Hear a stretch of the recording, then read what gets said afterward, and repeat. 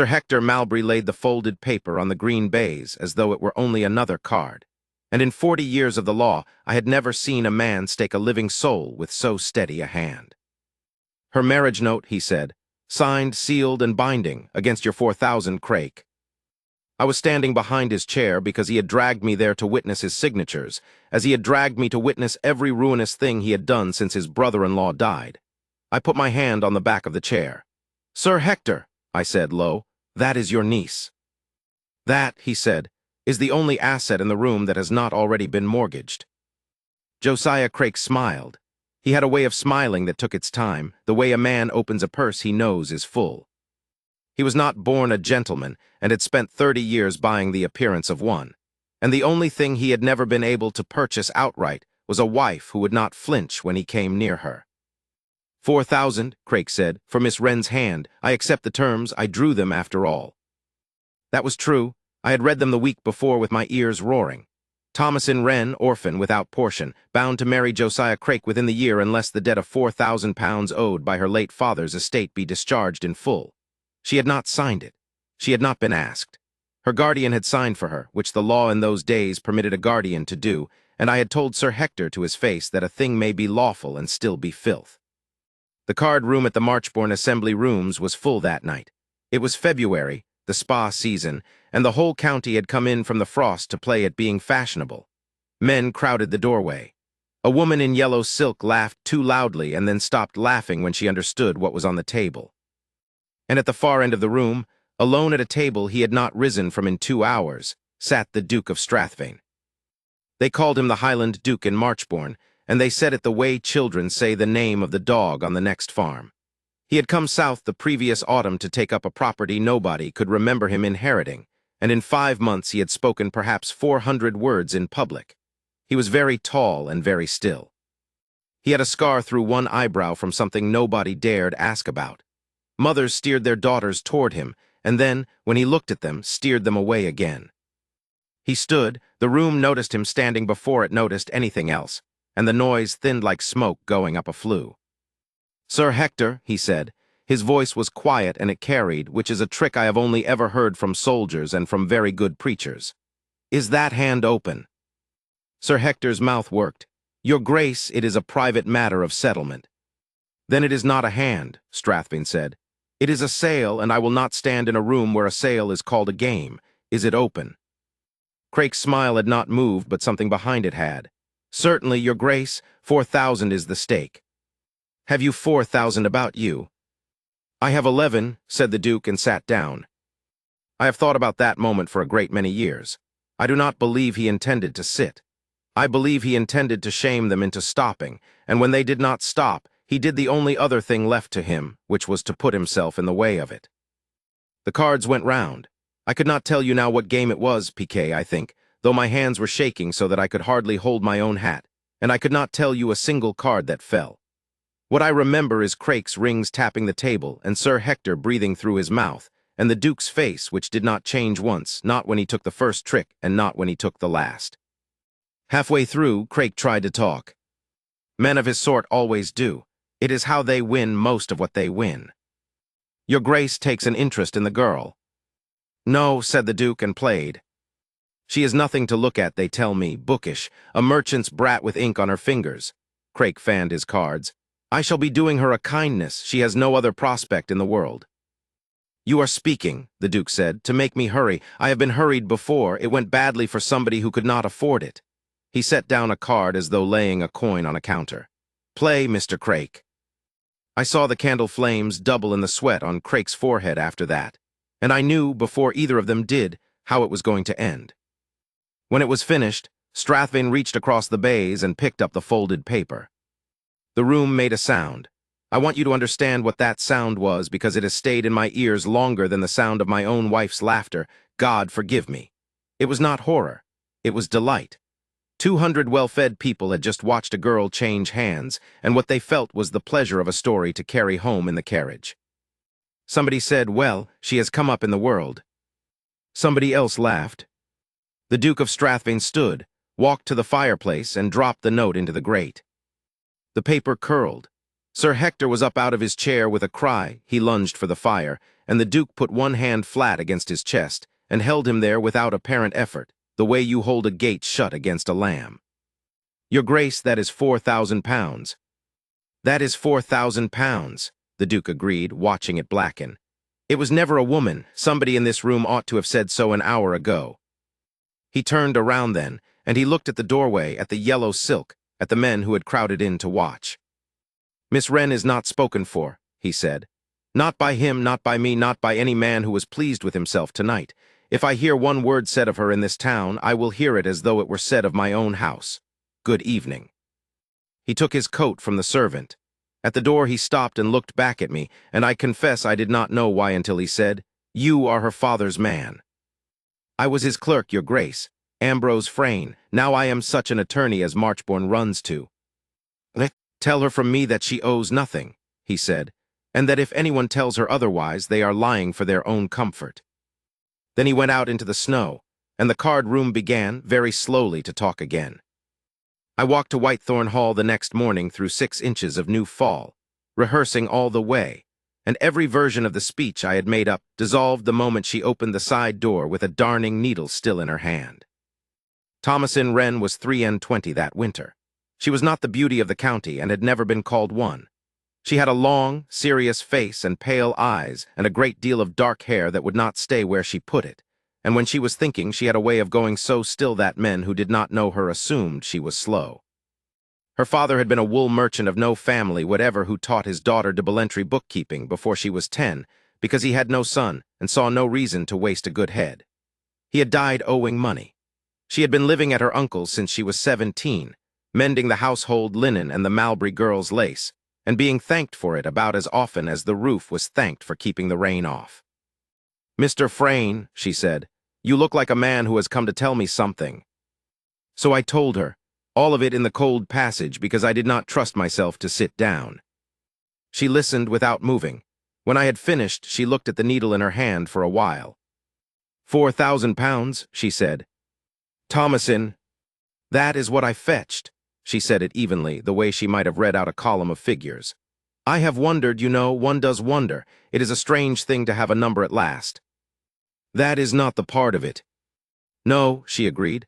"The part of it is that a man I have never met set fire to a piece of paper with my name on it, in front of the whole county, and now the whole county will say I was won and lost twice in one evening." She put the needle carefully into the pincushion at her waist. "Mr. Frayne, be honest with me because you have never troubled to be otherwise. Can I be married to Mr. Craik against my will?" "Not now, the note is ash. There is no instrument." "And my uncle's debts?" "Are his. And mine." I hesitated, and she saw me hesitate. "There is 4,000 pounds claimed against your father's estate," I said. "Craik's claim. It does not touch your person any longer, but it will follow you about like a dog for the rest of your life. No respectable house will engage you as a governess with that hanging over you." She nodded slowly. Then she said the thing that I think decided everything that came afterward. "Then I had better stop living in a house where the linen is thanks enough." She left Whitethorn Hall inside the week with 1 box and took 2 rooms above the Chandlers in Marchbourne. She hung a card in the window, mending, lace, and fine whitework. Her aunt told the town she had been turned out for ingratitude. Her cousins told the town other things. And Marchbourne, which had watched 3 men wager her without a murmur, discovered a great appetite for moral outrage now that the subject was a girl living alone over a shop. The Duke sent no money. I want that noted because everyone in the county assumed he had and half of them assumed worse. He sent nothing. What he sent in the last week of February was himself, standing in her doorway with a coat over his arm like a man who has never in his life had to invent an excuse and is discovering how badly it is done. I was there. I had fallen into the habit of taking my tea in her front room on a Tuesday, on the grounds that a woman living alone benefits from an elderly attorney on the premises, and on the truer grounds that I was lonely, and she made better tea than my housekeeper. "The cuff," said the Duke of Strathvain, "is torn." Thomasin took the coat. She looked at the cuff, which had been cut through with something sharp and recently, and then she looked up at him. "Your Grace has a valet." "I have." "And a household, and I imagine a woman in Strathvain who has mended your coats since you were a boy." Mrs. Bailey, he said, 40 years. Then either you have quarreled with Mrs. Bailey, said Thomasin, or you cut this yourself on the way here. There was a silence of the kind that makes an old man study the carpet. I could not think of another reason to come, said the Duke. You might have called. On what footing? He said it without self-pity, as a genuine question of procedure. I burned a paper in front of 200 people. If I call on you, they will say I burned it to take you cheaper. I have thought about it for a month, and I cannot find a way to stand near you that does not cost you something. Thomasin turned the cuff over in her fingers. 6pence, she said. I beg your pardon. To mend it, 6pence, and it will be ready Thursday, and you will have come here as a customer, which is a footing and a respectable one. She set the coat over her arm. Thursday, your grace, I open at 8. I have never seen a man look so relieved at being charged 6pence. He came on the Thursday. He came the Thursday after that with a shirt, and the Thursday after that with nothing at all, and stood in the doorway until she told him he was blocking her light and might as well sit down. He sat on the hard chair by the window with his hat on his knee, and Marchbourne walked past outside pretending not to look up, and I sat in the corner with my tea going cold and watched two people who had nothing whatever to say to one another manufacture reasons to say it. Marchbourne, meanwhile, made up its mind about her in the way that towns do, which is all at once and out loud. I was with her in the High Street on a wet afternoon in March when the milliner's wife saw us coming, took her daughter by the elbow, and crossed to the other pavement rather than pass a girl who had been won at cards. Thomasin did not falter. She said good afternoon to the woman's back, clearly, so that everyone within 20 yards heard it, and walked on with her basket of finished work. The Duke was standing under the chandler's awning when we reached it, out of the rain, having plainly seen the whole of it from the top of the street. He did not say anything about it. He reached for the basket. I can carry my own work, your grace. I know that. If you carry it, they will say I have a footman now. They will say worse than that whatever either of us does, he said, and I have found that a man cannot govern what is said, only what he is doing when it is said. He looked down at the basket and then at her and put his hands behind his back. Then I shall walk beside you and carry nothing at all, and be perfectly useless and get very wet. That, said Thomasin, would suit me. And they went the length of the High Street in the rain, 3 feet apart and not touching, past every drawn curtain in the town, and I followed behind them with my hat dripping, and I thought, well, there it is then. I learned the truth about him in April, and I learned it from her because she asked him outright, which no one else in the county had the nerve to do. Why the fire? She said. You could have kept the note and torn it up quietly at home. You could have handed it to me. You put it in the grate in front of everyone, and it made you a spectacle, and you hate being looked at. Why? He turned his hat around in his hands. Because I was married by contract at 19, he said, and no one asked me either. Thomasin's needle stopped. Her name was Elspeth, he said. She had 11,000 acres and a cough, and my father had the title and no money, and it was arranged between them in a room I was not in. I met her at the church door. She was 17. She was frightened of me, and I was too proud to say I was frightened of her, so we were courteous strangers for 14 months, and then she died in the spring. He looked at the window. She never once said what she wanted. I do not believe anyone had ever asked her, and I did not think to, because I was 19 and full of my own grievance, and by the time I thought of it, she was past answering. There is a great deal of paper in my life, Miss Wren. Rolls and charters and settlements. That was the first one I ever wanted to burn. Thomasin was quiet a long moment. I am sorry, she said. I have never told anyone that. Then I shall keep it, she said, and went back to her lace, and neither of them said anything else for a quarter of an hour. And I sat in my corner and understood, with the peculiar ache of a man who has watched a child grow up, that I was going to lose her, and that it was going to be all right. But the £4,000 did not go away, and men like Josiah Craik do not forgive a public burning. He began quietly, a word to the vicar's wife about the propriety of a young woman receiving a nobleman above a chandler's shop, a word to the milliner about settling accounts with a debtor's daughter. By May, Thomasin's order book had thinned to almost nothing, and twice I found her doing sums by candlelight and pretending she had only been trimming the wick. And in June, Craik filed. He filed his claim against the estate of the late Bartram Wren, £4,000 with interest running 11 years, and he named the daughter as the party in possession of the estate's effects, which meant her box, her needles, her mother's ring, and the contents of 2 rented rooms. I read the writ standing in the street, and then I sat down on the chandler's step, 61 years old, and put my head in my hands.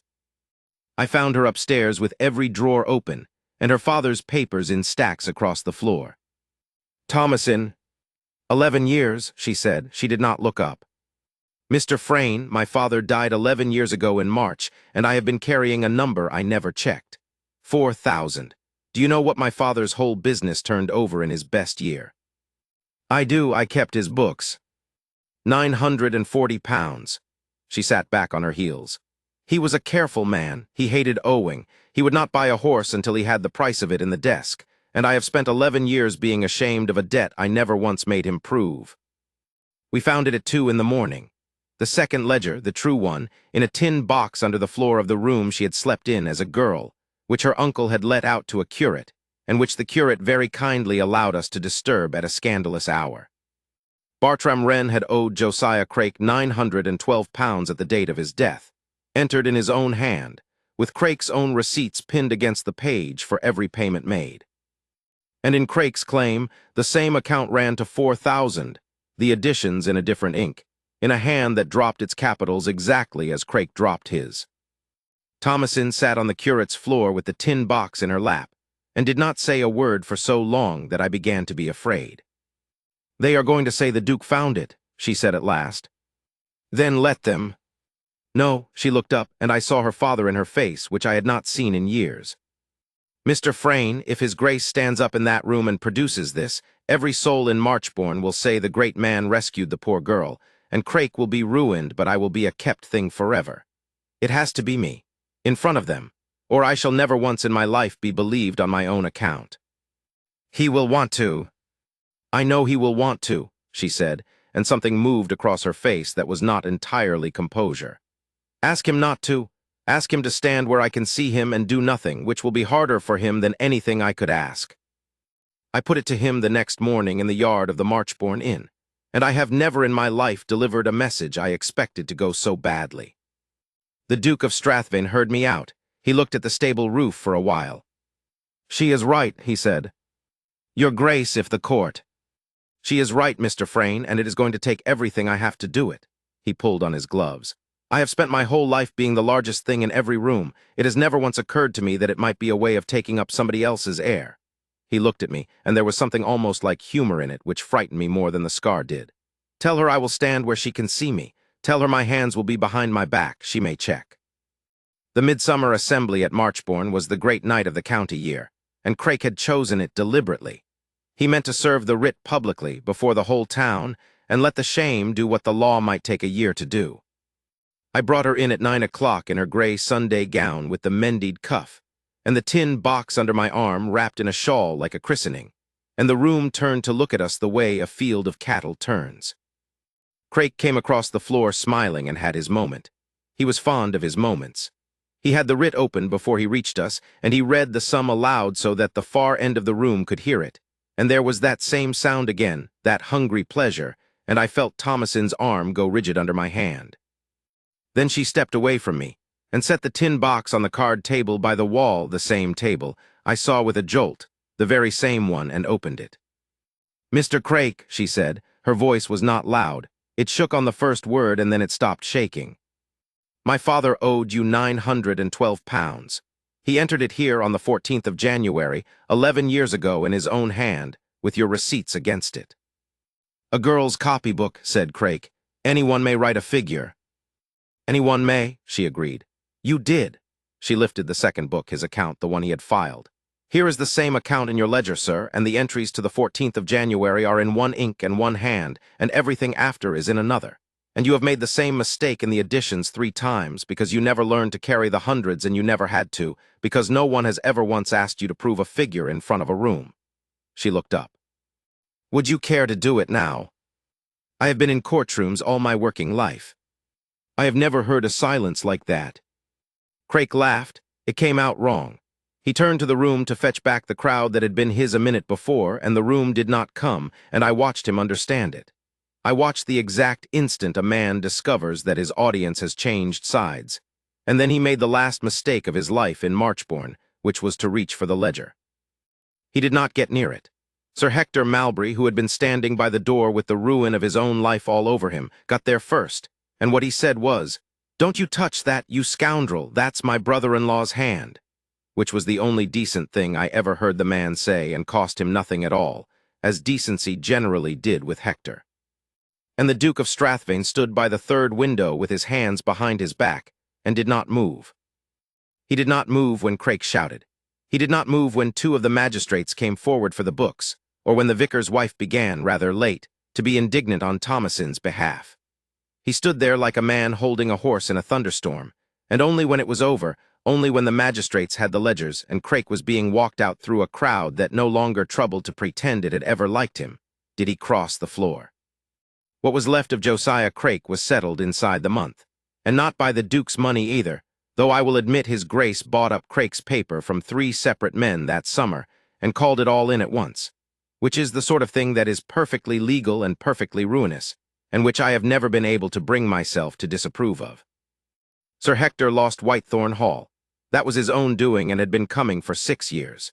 He came to Thomasin's rooms in September, hat in hand, unable to look at her, to say that he was for Boulogne and that he had. He never did find the end of the sentence. "You signed my name," said Thomasin. "I did." "You put it on a table with the cards." "I did," said her uncle. She was silent for a while. Then she said, "There is an annuity being arranged for you. £40. It is not from me, I have not got £40, but it is at my asking, and you will take it, and you will not thank me because I am not doing it for you." "Why then," he said. "Because I will not have it said that I learned anything from you," she said, "about how to treat a person who is down." He went out. I saw him once more, years later, at a coaching inn near Dover, older and thinner and quite alone, and he asked after her, and I told him she was well, and he said, "She was always the best of us," which was true, and which he had cost himself the right to say. The Duke came the following Thursday at 8, as he had come every Thursday since February. He did not sit in the hard chair by the window. He stood in the middle of the room turning his hat around in his hands, and Thomasin put down her lace, and I got up to leave, and she said, "Stay, Mr. Frayne," in a voice that told me she wanted a witness for reasons of her own, and so I am able to tell you exactly what was said. "There is a paper," said the Duke. Thomasin's face closed. "I know," he said quickly. "I know what paper has meant in your life, and I have thought about that for 7 months. Will you look at it before you decide what it is?" He laid it on the table where the mending basket was. She opened it and read it, and I watched her read it twice. It was a deed of settlement. 400 a year, secured on land in Strathvain, to Thomasin Wren, spinster of Marchbourne, absolutely and in her own right, with no condition of any kind attached, not marriage, not residence, not conduct, not gratitude. "You will notice," said the Duke, "that it does not mention me. It cannot be undone by me. If you burn it, my lawyers will simply draw another, and you may burn that one too. I am told I can afford a good many. It is not an offer. It is only, you were told once that you were worth £4,000 by 3 men in a card room, and I have not been able to sleep well since for thinking that the figure is still standing in your head where somebody put it." Thomasin folded the paper very carefully along its own crease. "And the offer," she said. "Separate," he said. "Entirely separate, and it must be, or it is only the same transaction with better manners." He put his hat down at last. "Miss Wren, I have been coming here on Thursdays because it is the only day of the week I am fit to be near. I have no talent for this. I was not asked, and I did not ask, and I have been a stranger in my own life for 11 years, and then a woman charged me 6pence and told me to sit where I was not blocking the light." He stopped. Started again. "I am asking. That is the whole of it. I am asking, and you may say no, and I will still come on Thursdays with the coat if you will let me, and if you would rather I did not, I will not, and nothing changes about the deed either way. I have never asked anyone for anything in my life. I find I have no idea how it is done." The room was very quiet. Down in the street a cart went by and somebody was calling the price of mackerel. "You did it," said Thomasin, "rather well." And she crossed the room and put her hand in his, and the Duke of Strathvain, who had faced down 200 people at a card table without changing his face, shut his eyes. They were married in the December in the little kirk on the Strathvain road, in snow so deep that half the guests never got up the hill at all, which suited them both, I think, better than they cared to say. There was no crowd, no shocked ballroom, no elite to be humbled. That had all been done already and done by her. There was a stone church with candles in the windows, and Mrs. Bailey crying in the second pew, and a bride in a gray silk gown with lace at the cuffs, and throat that she had made herself over 3 months of evenings, so fine that the Duke stopped dead in the aisle when he saw it and had to be moved along. I gave her away, which is the greatest honor of my life and one I never expected to hold. She held my arm going up and she was perfectly steady, and it was I who wanted a handkerchief. Afterward, at the house, when the toasts were done, I found the two of them in the window of the long gallery with the snow coming down outside, and he was showing her something in his hand, and she was laughing at him. It was a 6pence. He had kept it, of course. He had it still when he died, 31 years later, and she had it after that, and she left it to their second daughter with a note that I was shown once and am not going to repeat here. I will say only this, and then I have finished. In 44 years of the law, I have drawn perhaps 9,000 documents. Wills, settlements, leases, articles, marriage contracts by the hundred. I have watched paper bind people who never met, and part people who loved each other, and turn a girl into a figure on a table one February night while 200 well-dressed Christians made a happy noise about it. Only one of them was ever burned in front of me. I have thought about it every year since, the curl of it in the grate, the sound the room made, and a man in a doorway saying, "She is not spoken for," to a town that had already made up its mind. He did not save her. She saved herself. She stood up in that assembly room with her father's tin box and did the thing no one had ever let her do, which was to be believed. But he opened the door of the cage and then, and this is the rarer thing, he stood well back from it and waited 7 months in the cold to see whether she would ever want to come out toward him. She did, on a Thursday, over a mending basket at 8 in the morning. And in all the years I called at Strathvain after, an old man, always fed too much, always kept a night longer than he meant to stay, I never once heard her called anything but "my dear," and I never once saw him come into a room where she was without looking for her first.